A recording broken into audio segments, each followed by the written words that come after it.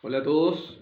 El día de hoy, en el segundo día de junio, justamente vamos a hablar del origen de la palabra junio y de quién está atrás, digamos, de quién es esta entidad, digamos, o esta, para no ser spoiler, pero sí lo voy a tener que hacer porque inmediatamente voy a hablar del tema, de esta diosa, ¿no es cierto?, que reside en la palabra junio. Bueno, junio viene de la palabra Juno. ¿Y quién es Juno? Juno es básicamente una divinidad, que no es cualquier divinidad, una divinidad muy importante, y aquí vamos a hablar cuáles son las conexiones que tiene esta divinidad, muchas veces poco hablada. También vamos a ver la relación que tiene con Chile, inclusive. Tema que puede ser discutible, por cierto. Bueno, Juno es. Junio viene de Juno, ¿no es cierto? El mes 4 para los romanos, para nosotros el mes 6, ¿no es cierto? Del calendario gregoriano, juliano, ahí ya tengo la claridad, pero el calendario que ocupamos nosotros, el mes 6. Para los romanos antiguos era el mes 4. Ustedes tienen que recordar que ellos tenían un calendario distinto. Y por cierto que de ahí viene, por ejemplo, la palabra septiembre, el mes 7, octubre, el mes 8, noviembre, el mes 9, diciembre. Entonces, para los romanos, junio, de donde que viene la palabra de la diosa Juno, la era de los griegos era el mes 4. Bueno, esta diosa Juno o Hera, que es la misma divinidad, era una diosa bien especial porque ha sido tocada como un tema a veces, por cierto, dadora de vida, del matrimonio, representada con un pavo real, ¿no es cierto?, al lado. ¿Qué significa el pavo real? El pavo real, la belleza, la distinción, la nobleza. Entonces, eso le da inmediatamente una categoría distinta a otras divinidades, es decir, se hace una expresa alusión que es una diosa real, por así decirlo, una reina, la divinidad probablemente más principal de los olímpicos, hija de un titán, ¿no es cierto?, el titán Saturno. ¿Y quién era Saturno? Saturno era el tiempo, también el padre de Zeus, que a su vez Zeus o Júpiter era el marido de Juno o de Hera. ¿Dónde está la relación? Hay muchas, demasiadas, incluso yo me puedo perder y hasta no las puedo decir todas. Como primera relación, Saturno, que era el dios del tiempo, o Cronos, podríamos decir que ella como hija de ese tiempo, de ese ser que entra como en dar orden al caos, ella regía inicialmente, se asoció a las lunas crecientes, a las lunas menguantes. Asunto que después también empezó a regular otra divinidad que aquí me pueden debatir, me pueden escuchar. No, pero si eso es materia de otra divinidad, sí. Eso lo tomó mucho la divinidad, ¿no es cierto? Artemisa para los griegos y, ¿no es cierto? Diana para los romanos. Sin dejar de que hay otras divinidades también. Pero ella tomó ese rol que tenía que ver con ese vínculo del tiempo a un inicio y un término en las lunas. Inicio y término que siguió con ella, ojo, siguió ella teniendo esa potestad, pero dentro de lo que es el nacimiento. Ella era la divinidad del nacimiento obviamente de los seres humanos como niños, como jóvenes posteriormente, y también un poco del término de la muerte en ese sentido, pero la muerte tenemos otra divinidad que claramente, ¿no es cierto?, es el Hades. Entonces ella sí tenía que ver con ese ciclo, de inicio a fin, y que tenía que ver también con el ciclo también menstrual en las mujeres, porque esto es una divinidad esencialmente, ¿no es cierto?, femenina, pero no por eso terminaba ahí el tema. Infundía también mucho en los hombres, curiosamente. ¿Por qué en los hombres? Porque ella era la divinidad de la juventud, de los nacidos, y por ende, de ahí viene la raíz de la palabra. Esto es una connotación que hacían más los romanos que los griegos, ojo. Sabemos que las religiones romana y griega eran muy, muy similares, pero tenían diferencias. Probablemente, obviamente, los romanos copiaban de los griegos, pero sin perjuicio de aquello, los romanos le ponían de otros orígenes y de su propia también cosecha, podríamos decir, de su propio traspaso cultural. Mucho muy tomado de los sabinos, tomado de los etruscos, así que en el fondo podríamos verlo quizás lo más correcto como dos religiones paralelas, ojo. Pero sí muy semejantes y muy que tienen demasiadas similitudes, claramente, y da para confundirse también. Pero ¿a qué voy yo? Que en el marco de la religión romana, la Juno, que es de lo que estamos hablando, tenía una relación muy directa con los jóvenes. Y de ahí viene la palabra, ¿no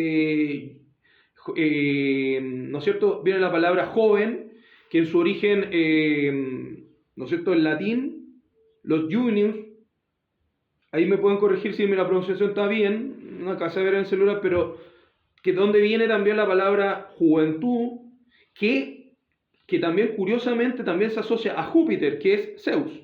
Júpiter, de donde viene la palabra, ¿no es cierto?, los junius, la juventud, de donde viene júbilo también, júbilo, que es energía, ¿no es cierto? Y de acuerdo porque en el fondo la palabra,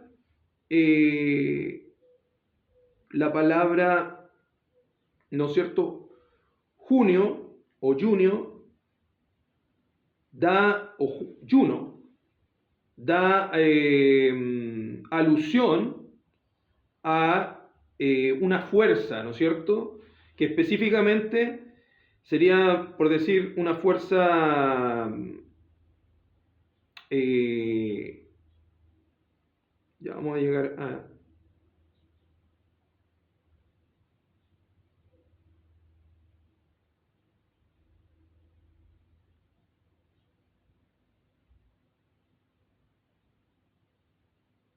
Bueno, ya lo había dicho en alguna medida, la fuerza asociada al ciclo el menguante, el ciclo creciente de las lunas, pero es una fuerza que no quedó ahí, está asociado a la guerra, ¿ya? ¿Por qué se asocia a la guerra? Por lo que relacioné recién, porque los jóvenes, los juvenus, eran los nacidos en la sociedad, ¿no es cierto? Y como ella era la diosa del nacimiento, del matrimonio también, tenían un especial vínculo con los que eran los jóvenes que iban a la guerra, porque usted tiene que pensar que las personas que iban a la guerra en general eran personas jóvenes, muy jóvenes. Entonces ahí había un vínculo, por ende todos estos guerreros, estos soldados, la adoraban a ella, como la madre, como la diosa de la madre, y ahí es donde se asocia lo que nosotros vamos a hacer el vínculo con Chile, y también en el fondo con otras culturas. Tanto de un Chile hispano, podríamos decir, y tanto de un Chile precolombino. Ya. Entonces, dicho todo esto, porque aquí hay muchas cosas y lo que cortar y se van vinculando muchas cosas. Entonces, esta raíz, ju o yu, es la que se vincula, ¿no es cierto?, a Juvenus, a jóvenes, también, curiosamente, a Júpiter, a juventud, a júbilo, como dijimos, y a fuerza, ¿no es cierto? La fuerza del júbilo, la fuerza de la juventud, la fuerza, ¿no es cierto?, que implica esa palabra, ¿no es cierto?, que es una palabra, vamos a indagar un poco más, que también se vincula a Shue, a ver, no quiero equivocarme, a Cheu. Y Cheu es la fuerza, justamente, curiosamente, también la fuerza vital. Era asociado a la fuerza vital. También es importante señalar que ella no era cualquier diosa, ya lo hemos dicho, tenía un aura de realeza, ha sido asociada como villana también, hay que decirlo, el Eneida es la villana. ¿Por qué? Porque tenía estas características como la diosa también de la guerra, entonces siempre se vio como alguien duro, también fue como entre comillas también, y no entre comillas, derechamente, la enemiga de Hércules, de Heracles, y de ahí viene el nombre Heracles. porque Heracles viene de la palabra Hera, y ya dijimos que Juno y Hera es lo mismo dentro de la cultura griega. Entonces, la palabra Heracles significa algo así como la gloria de Hera, con un dejo de un poco de ironía, porque claramente Heracles no era la gloria de Hera, porque Hera lo odiaba. ¿Por qué? Porque era producto de la infidelidad de Zeus o Júpiter. Bueno, Zeus estamos ahora hablando dentro del trayecto griego, ¿no? La infidelidad de Zeus con Almena. Entonces, producto de esta infidelidad, uno de los mellizos, hijos de Almena y de Anfitrión, porque el padrastro de Hércules se llamaba Anfitrión, nace, ¿no es cierto?, Heracles o Hércules. Entonces ahí genera desde ese momento como una especie de enemistad, ¿no es cierto?, Hera, tratar de quitarle la vida a Hércules. Le envía una serpiente que Hércules ahorca y la mata, en fin. Entonces tiene un aura Hera o Juno, ¿no es cierto?, también de ser la villana, en obras como en Hércules, como también en la Eneida. Y yo acá iría más lejos incluso. Básicamente también pasó a ser un arquetipo también, como el arquetipo como de la reina. ¿Por qué? Porque ella tenía esa divinidad del pavo real, tenía la juventud eterna, podría ser incluso el origen de la reina de Blancanieves también, y tenía esta cosa también de tener como siervos que estaban en función de ella. Y de ahí es donde nace este personaje, el gigante Argos. El gigante Argos se veía reflejado en las plumas del pavo real, se veían dos grandes ojos. Y se decía que este gigante era como el protector de Hera o de Juno. Era como el protector que tenía siempre, el siervo, podríamos decir, el guardián. Una criatura no agradable, claramente una especie de gigante con muchos ojos,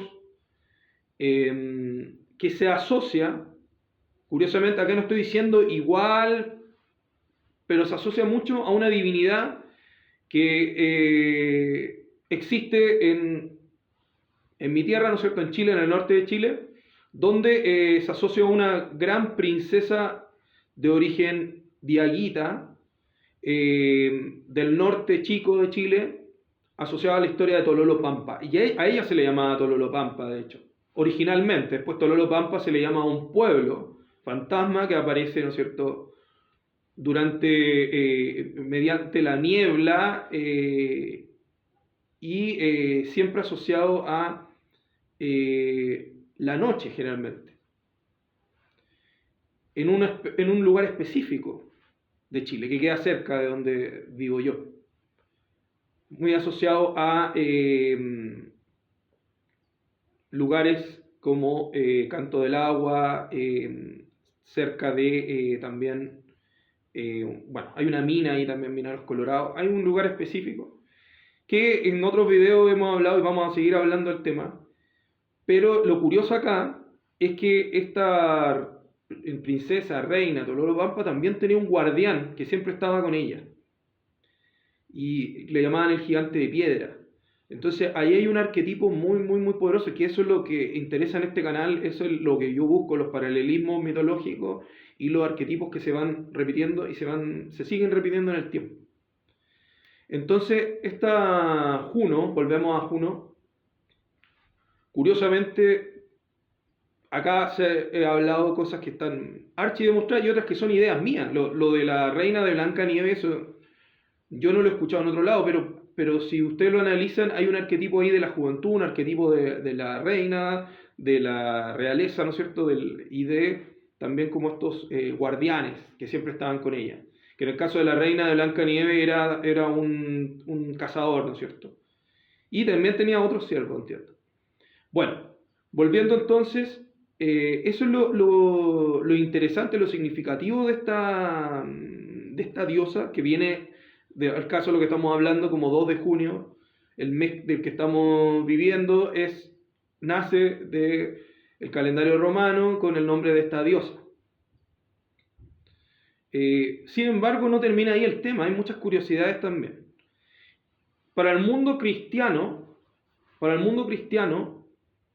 este mes es un mes importante también. Es un mes importante porque es el mes del Sagrado Corazón de Jesús y también del Corpus Christi. Y aquí los católicos me podrán igual corregir. Yo no soy católico, no tengo una totalidad del tema, pero es curioso, es muy curioso que esas dos celebraciones estén dentro de este mes. Evidente que esto para los católicos tiene que ver 100% todo lo que le dice su iglesia. Pero también sabemos que las religiones romanas y las religiones griegas son antes que el catolicismo. Y de hecho, ¿de dónde nace el catolicismo? Católica Apostólica Romana, de los romanos, pues. Curiosamente, ahí vienen muchas cositas que se van repitiendo en el tiempo. Entonces, el que quiere conversar tiene que también remitirse a fuentes y tiene que remitirse a cuánto lleva cada una de esas fuentes en el tiempo. Y curiosamente, dos celebraciones muy importantes en este mes. Además, sin dejar de mencionar que la diosa Hera, o Juno, era también era parte de unas divinidades más importantes de los romanos, que era, y aquí digo particularmente de los romanos, no de los griegos, porque los griegos no crearon esto, lo crearon los romanos, era la divinidad capitolina, creación de los romanos, no de los griegos. ¿Y qué eran las divinidades capitolinas? Las divinidades capitolinas eran la mezcla de Juno, de Júpiter o Júpiter y de Minerva. Es decir, ellos los tenían como las divinidades más importantes. Como Dios del cielo, ¿no es cierto? Zeus o ¿no es cierto? Como lo dijimos, lo vamos a llamar Júpiter, que es el nombre que le dan los romanos. Juno, como diosa del matrimonio. También de la fertilidad del nacimiento, que después la fertilidad se le fue entregando a otras diosas. Ya lo dijimos.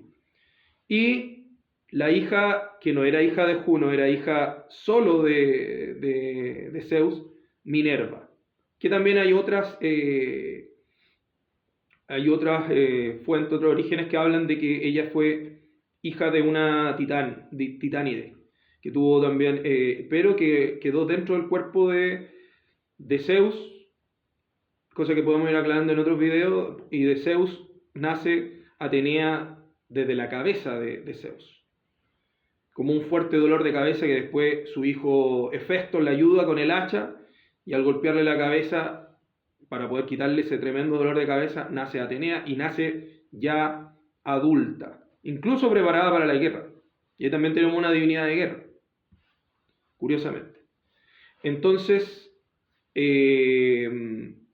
ya dijimos, volviendo al tema para ir hilando, que las divinidades capitolinas eran estos tres dioses: Júpiter, Juno y Minerva, o Atenea, para los griegos. Entonces, los romanos, cuando iban tomando colonias, o provincias, como le llamaban ellos, para ser bien precisos, ellos ocupaban la palabra provincia. Cuando iban tomando distintas provincias, ellos siempre fundaban al medio un capitolio que tenía que ver con estas entidades capitolinas, que eran las tres divinidades principales para ellos. Insisto, los griegos no lo veían exactamente igual, y pues difiere. Pero aquí estamos hablando de la parte romana de la religión previa, ¿no es cierto?, pagana al catolicismo. Entonces, volviendo al tema, tenemos dos celebraciones bien interesantes. Bien interesantes. Porque por un lado, el Corpus Christi habla, ¿no es cierto?, del cuerpo de Cristo, la importancia del cuerpo de Cristo. ¿Ya?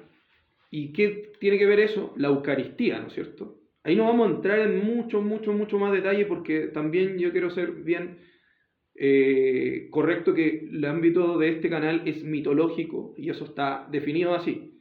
Es decir, aquí este no es un canal donde vamos a hacer debates religiosos. Entonces, mitológico desde el punto de vista del estudio de la similitud de las divinidades. ¿Ya?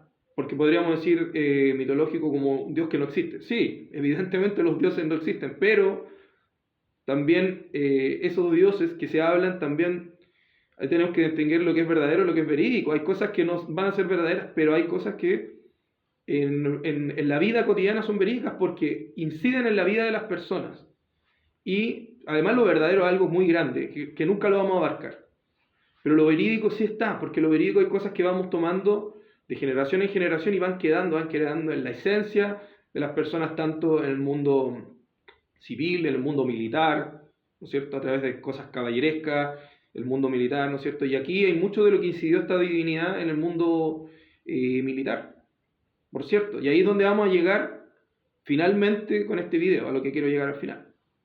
Pero antes, bueno, Corpus Christi, dijimos, el cuerpo de Cristo. No nos vamos a adentrar mucho, pero eso es la Eucaristía, ¿no es cierto? Es el momento de, ¿no es cierto?, de la comulgación, es para poder venerar lo que es la importancia se dice Corpus Christi, pero en la Eucaristía se habla el tomar al Espíritu Santo, ojo con eso. Ya no voy a entrar más en detalle porque también el hilo del video también se va a ir desviando y no. Pero lo importante acá es que tenemos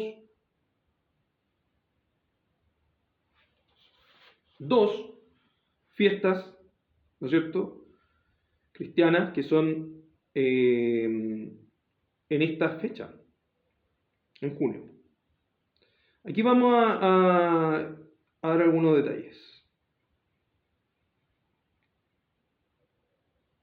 Bueno, el Sagrado Corazón de Jesús se celebra el viernes siguiente a la octava de Corpus Christi, o sea, a los 8 días, que suele caer en junio. Letanías del Sagrado Corazón de Jesús se recitan durante el mes de junio para honrar al Sagrado Corazón. Oración de consagración. Muchas comunidades de personas que se consagran o renuevan su consagración al Sagrado Corazón del Jesús es en junio. Los primeros viernes del mes se observa la recepción frecuente de la comunión, especialmente en los primeros viernes del mes.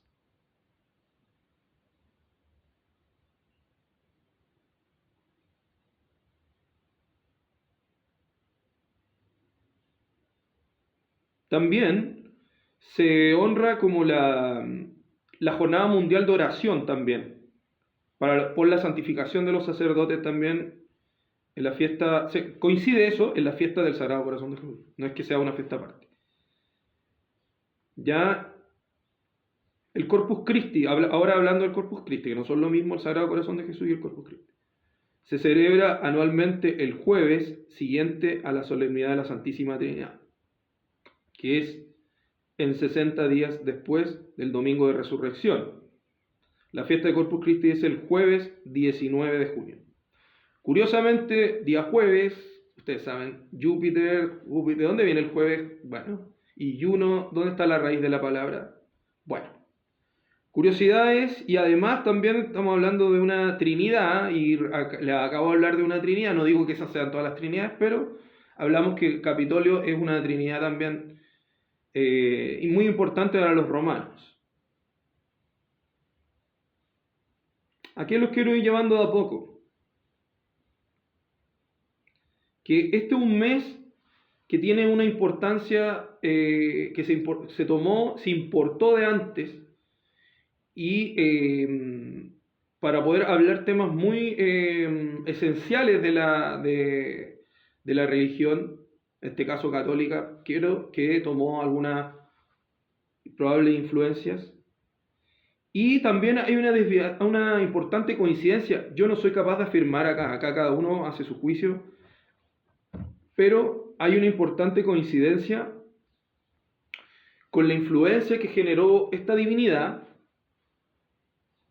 con lo que es, ya lo he señalado, que son las fuerzas militares. ¿Por qué? Porque eran jóvenes, eran júvenes. Y acá en Chile un paralelismo con la Virgen del Carmen. La Virgen del Carmen justamente es una Virgen Madre, que es una divinidad que resguarda curiosamente a los militares, es la divinidad de los militares. Para nosotros los chilenos es señalada como la patrona de Chile. Es una divinidad justamente que tiene carácter marcial, un carácter más asociado a la disciplina, a los ciclos. no como otras divinidades que podrían ser también maternales, pero asociadas a otros aspectos más suaves como Venus, como Afrodita. Entonces tiene un aspecto como bastante similar respecto de lo que viene siendo Juno, la Virgen del Carmen. ¿Ya? Entonces, hay coincidencias bastante fuertes en esto. Y además hay otra coincidencia bien curiosa. Nosotros estamos en junio. Evidente que la coincidencia de las celebraciones Corpus Christi y el Sagrado Corazón de Jesús es en junio, con N, junio. Pero la fiesta más importante de Juno no era en junio, curiosamente era en julio. La fiesta más importante para los romanos no era en junio, era en julio. Y curiosamente, la fiesta de la... Pues tenía varias fiestas Juno, ¿eh? Tenía fiestas en marzo, pero la fiesta más importante que tenía era la fiesta, si mal no recuerdo, ya lo voy a decir con todo su nombre exacto, pero era en julio. Y la fiesta de la Virgen del Carmen también es en julio. Mira, aquí les voy a ir leyendo. El mes de la Virgen del Carmen se celebra en julio. La Virgen del Carmen es una advocación mariana venerada en la Iglesia Católica y especialmente popular en la España y América Latina. La festividad 16 de julio.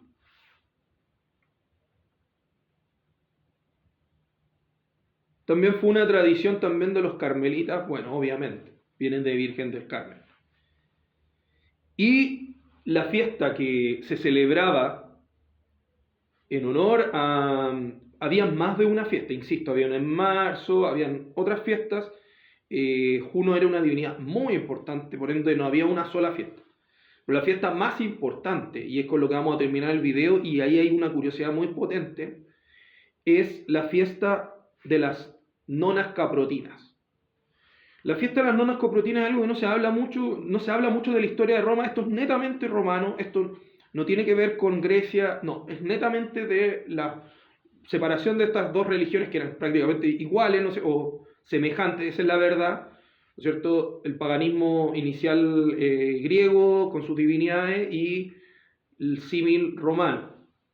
Entonces, los romanos celebraban una fiesta que se llama las nonas caprotinas en honor a una mujer que se llamaba, bueno, tenía dos nombres, le llamaban Filotis o Tutela.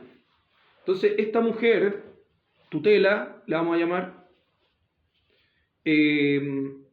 tuvo la habilidad de, durante el siglo IV a.C., cuando los romanos fueron atacados por las tribus germánicas, las tribus celtas, para ser más específico, tuvo la viveza, la habilidad, ¿no es cierto?, la rapidez de, en alguna medida, distraer a las tropas que estaban atacando Roma para que la ciudad pueda prepararse para una defensa. Producto de ese ataque, Roma prácticamente casi queda aniquilada. Hay otras teorías, hay algunos que dicen que simplemente las tribus galas saquearon y se fueron, y es probable que pudo haber pasado eso también. Pero en la fiesta que se daba en honor a Juno, que era en julio, que ya señalamos, las nonas caprotinas, se hace honor a esta mujer tutela, porque esta mujer tutela un poco se disfraza y distrae a las tropas galas para que no ataquen la ciudad. Las distrae y las lleva a otro lugar. Producto de aquello, los romanos pueden preparar una defensa y poder repeler a los galos.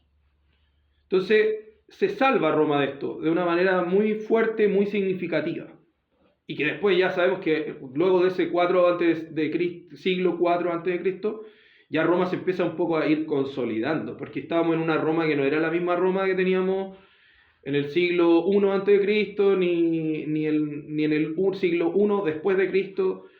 ¿Me entienden? Ahí tenemos una Roma que estaba bastante más inestable, porque era una Roma que venía recién tomando elementos de los etruscos, de los sabinos, en fin. Estábamos en la época casi ya va a entrar a la República. Estaba prácticamente en la República. Estaba en la República Romana. Entonces, esta persona tutela es reconocida y esa fiesta se celebra en honor a Juno. La fiesta... ¿Qué más podemos decir de esta fiesta? Básicamente, ella fue un cebo para distraer, ¿no es cierto?, y advertir a los romanos. En agradecimiento, las mujeres romanas libres recibieron regalo y podían usar vestidos, joyas, mientras que las esclavas también eran liberadas temporalmente de sus tareas y también podían participar en la fiesta. Incluía rituales y ceremonias en honor a Juno. Y de hecho a Juno se le llamaba Juno Caprotina. ¿Qué simbolizaban también? Simbolizaban la astucia, el ingenio, simbolizaba también el papel de la mujer en la sociedad romana. Eso.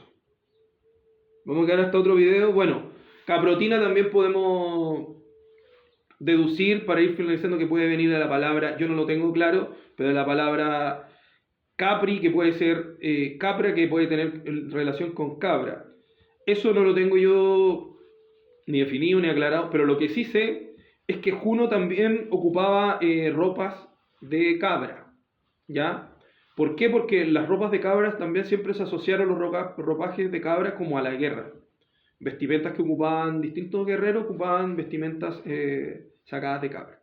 Eso es lo que sí puedo asegurar. Y ahí volvemos a lo mismo, que era una divinidad marcial y que probablemente, porque acá estamos abriendo un hilo de conversación, haya una influencia en la divinidad, ¿no es cierto?, en la Virgen del Carmen, una patrona marcial del ejército de Chile. Hasta un siguiente video, que estén muy bien. Nos vemos.